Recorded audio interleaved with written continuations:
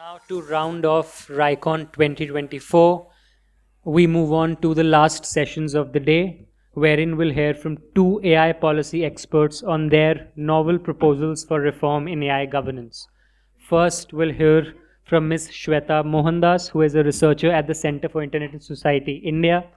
Her talk will focus on AI for healthcare, understanding the data supply chain and auditability in India. Over to you, Shweta. Hello, everyone. Thank you so much for the introduction. Yes, I'm Shweta. I work at the Center for Internet and Society, India. First of all, I would really like to thank NASSCOM for inviting me, for extending this invitation to me, inviting CIS for this presentation. And also, I'd really like to thank NASSCOM for curating this really great session because I think it speaks to a lot of the study or the insights from the report as well. Yes, so again, this is the team that we worked on. I'll go really quickly on these sections, but we can discuss it over lunch if you want to discuss more about how we went about the study and how we went about the methods. So the team, so I think the concept and the scope of the study, so the report looks at two things. One is the auditing of AI systems in healthcare in India, and second is understanding the data supply chain of healthcare in India. And the three research questions are: one is to look at what is the current data supply chain infrastructure in India. Second, what are the current auditing practices, if any, in AI and healthcare in India? And second is what are the best practices that can be there for auditing in AI healthcare in India? Yes, it's a mixed method study. So we both had the quantitative and the qualitative side of the study. So the quantitative side was the survey side. So we had a survey with over 500 respondents from medical professionals, technology companies, and in the hospitals or medical institutions. We also had 18 IDIs with people from different stakeholder groups, including policymakers, researchers, academics, civil society organizations, and people working in technology companies, startups, and also doctors themselves. I'm just going through these quickly because of time, but we can go back to them later. In terms of what we found, in terms of the findings as well, some of the most talked about or most prevalent use cases of AI in India are imaging diagnosis, primary healthcare, consultation, drug discovery, chatbots, as we discussed in the earlier section as well. So these are what we found through the qualitative surveys as well as through just secondary literature as well. These are the most popular or most happening use cases of AI in healthcare in India. Right, and I think, again, so two parts of the study. One is on AI audits, one is on data supply chain. So there was a lot of discussion about audits today as well. So what we define as audit, or what we consider to be the ambit of audit, is looks at ways in which to evaluate complex systems and who also conducts AI audits. So there's also a question about capacity in the earlier sessions as well. So there's one is to increase who conducts AI audit. We've realized it can be external or internal. So external would be there will be a third-party company coming to do the audit, or internal would be there'll be an audit team in the company itself to do the audit as well. Yes, so what do the AI audits include? We found that there's obviously no one-size-fits-all approach to audit, especially with AI audits, which is relatively new, and again, even more new in India. So there's the algorithmic vigilance, which combines statistics and tests to monitor the performance of AI systems. There's the ethical AI framework, something, again, we discussed a lot throughout the day as well, looking at responsibility, autonomy, non-maleficence, beneficence, etc. And again, medical algorithmic audit is particularly with regard to biases as well. So again, these are the few audit frameworks that we found made sense with regard to AI in healthcare in India. Right, and now the second part, which is the data supply chain framework. So we looked at what we think is the data supply chain, which includes data sourcing, that is getting the data. How do you get the data to train these AI systems? Data processing is when the data is cleaned or made processed in a way that can be used for the AI systems. There is data learning and model development. So once we get this data, how are the systems trained? How are the results created? And definitely the last part is model deployment. So I think now that the data has been processed, sourced, the AI system has been trained on this data, how is this model deployed in use cases and in the real world settings? So these are the main findings of the session. So this again, as we mentioned, it has a survey in the IDI portion. So that is the survey part of it. And these are the quotes from the IDIs. Again, there'll be more quotes in the report. So one, in terms of data sourcing, we found that all the stakeholders here, that is the particularly for the survey, that the tech companies, healthcare institutions, and medical professionals, they relied both on open and proprietary data sources. So these could, these open and proprietary data sources. And the more importantly, what we realize is there's a reliance of data from the global north, or we say developed world or the West. So I think that's when we combine both. So the first one, which is in terms of open and proprietary data source, and second with global north, it shows that these can cause issues of bias as well. Because if you take data that is not representative of the Indian population, again, in terms of healthcare also, there are different parameters that are there with regard to, say, body weight, pressure, etc. So how does this work in terms of Indian patients if it's been used by, if it's relied on data sets from global north? One of the reasons for this, through our ideas also, we realize is that maybe the data quality in India is not that good, and that's why they have to go with much more cleaned, much more polished data that is there, even open source or proprietary, that's there from the global north. Here as well, we can see that hospitals mostly have their own proprietary data source. This is because if they are collecting their own data from their own systems, they have their own kind of proprietary data sources, while this kind of changes with regard to technology companies and medical professionals. Yes, in terms of data processing, again, as we talk about data quality checks, I think there's a lot, when the data is not of good quality, there's a lot of pressure on technology companies and hospitals and healthcare institutions to now make this data prepped for using in AI. This includes annotation, cleaning of the data, and again, this requires, again, infrastructure either from third-party data verification services or from their own internal subject matters. Again, if you can see that the third-party data verification services so basically third party are hired both in technology and healthcare institutions, which again is an added cost to having AI in their system, because they have to spend this extra cost to get these third party systems to then clean this data and process this data.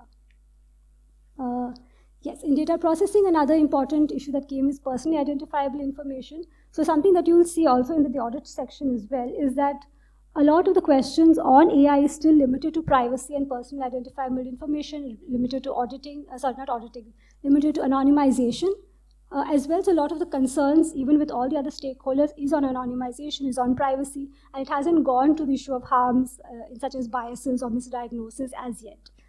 So again, over the half of medical professionals confirm that they implement robust encryption methods, they have access controls. So there are obviously a lot of steps that are being taken to ensure that the data is private, the data is kept securely. But again, quite a lot of the responsibility still now is in the data collection stage, and it kind of dissipates towards the deployment and the development and the deployment stage. Yes, and the second issue that is there's a limited collaboration between medical professionals and AI developers. As you can see in the chart as well, it's only, I can't see from here, but like in terms of medical professional startups, you can see there's only 25% collaboration, and even with technology companies, the number of doctors that they say they work with is reducing a lot. So I think there's a lot of there's a limited collaboration when developing the AI system, and we look at the doctors as the end users or medical professionals as the end user of the AI system. How do it work when they just come in at the end stage of it, while you're not there in the beginning stage of it to see what are the pain points, what are the issues that doctors face, how much capacity do they have to work on these AI systems. So again, there is this lack of collaboration that is there between AI developers and the people who are using the AI systems, that is the doctors or medical professionals. Second is in terms of feedback. So one is to be part of the AI system when it's being developed, and one is in terms of what happens after deployment, how much feedback happens between the person who has purchased it, or the hospital or the medical professional who is now employing this AI system, and the technology company that has made the AI system. So again, there's a weak feedback loop potentially, and it also isolates the stakeholders, because it shouldn't be like a bot and this that thing is done, there's no feedback. And how does the AI system get better if you don't get feedback from the people who are using it, especially in terms of healthcare, which is extremely sensitive? You do need a lot of feedback. It can't be like a one-time purchase where there's no feedback at the end of it, and there's no way systems can be improved from the medical professionals. I think here also I do want to add that a lot of, again, the burden goes on the medical professionals, because they have to do in participating in research, they have to collaborate with non-medical professionals, they have to do interactions. So a lot of things, they have to do their own kind of work to get this feedback, to get this feedback or get to engage with the AI community. So I think there's also like a lack of working towards it together. Yes, and now if we go to model deployment, again, there's a hesitation and lack of trust among medical professionals for using AI. This can be due to, again, a lot of burden goes on them to learn about the AI system, use a lot of expenses in terms of hospitals also to implement these AI systems. Again, there's a question of trust, there's a question of liability, because there are no standardized laws, there's no way of, a lot of the laws are kind of scattered. It's very difficult for the medical professionals to know about how they can trust the AI system, how they can trust the decisions of the AI system. And again, the question of liability is a very important question that comes through, because obviously the doctor would be liable at the case. So obviously there's this hesitation and trust, lack of trust that is still there in AI, for AI systems and doctors in India. Okay, so time's up. Yes, so audit as a response. So when we look at auditing as a way of responding to maybe in the absence of a law, maybe absence of a very strong ethical framework, audit can be a form of a response. I'm running through these. So yeah, again, in terms of AI audits as well, it's still, as I mentioned, it's not too much on, say, harms of biases. Again, it goes around privacy and security. These are the main issues where auditing is being happening. This again talks to the Data Protection Act, which has the issue of privacy, which has mentioned privacy audits in the 2024, the more recent act. Yes, okay, recommendations. So one of the ways I think a lot of these recommendations have come from today's sessions as well, but I didn't plan the slides much ahead. So one is, again, standardized data sharing policies. I think there was a talk about here about how these laws are in silos. A lot of the doctor laws don't talk to each other. For example, there's been a number of policies from the NHA. There's been the ICMR medical guidelines, but if they don't talk to each other, it's very difficult for the implementer, who's the medical professional doctor, to understand which law they should follow, which are the guidelines they should follow. Again, implementers can also be AI technology companies as well. So how do they follow these guidelines? Again, a lot of even the Niti Aayog AI report, the 2018 one, and the Responsible AI report also spoke about how there's a lot of data quantity, but no data quality. And again, if there's no better, and also I think right now when we have the data collection stage through the electronic health records, the ABA as well, how do we have a better quality data? Because unless we have better quality data, again, the reliance will be on global north, even if we have a lot of data in India. So again, improving data quality. This data quality should start from the data collection stage. One way to have a better data collection stage is to assess how much capacity hospitals or medical institutions have in collecting data, and maybe make sure that they have an admin system. So the doctor is not doing the data collection. It is a separate organization, a separate different people in the organization whose only job is to collect data is there. In terms of auditing as well, again, as auditing happens in an ad hoc manner, there should be a way in which standardize the process of auditing, so that even organizations, a lot of the pressure doesn't go on them to figure out whether they need to do auditing or not. And again, as auditing again happens in an ad hoc manner, it's very difficult to know what they consider as standards for auditing. So whether is it responsible AI, is it just privacy? It's very easy. It's very important to know about what should be audited and what should be recorded. Again, in terms of transparency, also there should be some form of public accountability of auditing, like what happens after the audit. Yes, we can say that all these companies are doing audits, but if you don't know what is the result of these audits, then it doesn't make sense. So I think there should be transparency and public accountability in auditing standards. These can also be useful because if there's a law later that talks about AI and talks about requiring auditing, the company already has this institutional knowledge, institutional history that's already there about the audits that they have done, and actually helps the companies as well, because they are able to, companies and hospitals, that they are able to have these auditing systems already in place if a law or regulation or something comes along in the future. Right, and again, something else that was discussed in the previous session in terms of public-private partnerships. Again, in terms of investments also, not just have investments at the AI stage, but also investments to increase a responsible AI and AI responsibility, AI accountability. So not just have, say, a lot of investments to just have AI apps and then forget about it. Again, there should be in the life cycles of AI, so not just in the beginning. And also, it includes having in the data quality stage as well, and not just on the AI training implementation stage. Again, encourage public-private partnerships for public good over profits. Again, there should be, again, much higher regulatory checks and balances, again, looking at all the forms of AI lifecycle and not just at the beginning. Again, for example, the Data Protection Act might just do with, say, the privacy part of it, but what happens to the other issues that come with, like harms and biases, misdiagnosis. Yes, I think we're done. Thank you so much. I think questions are We can take questions? Oh, great. We can take questions.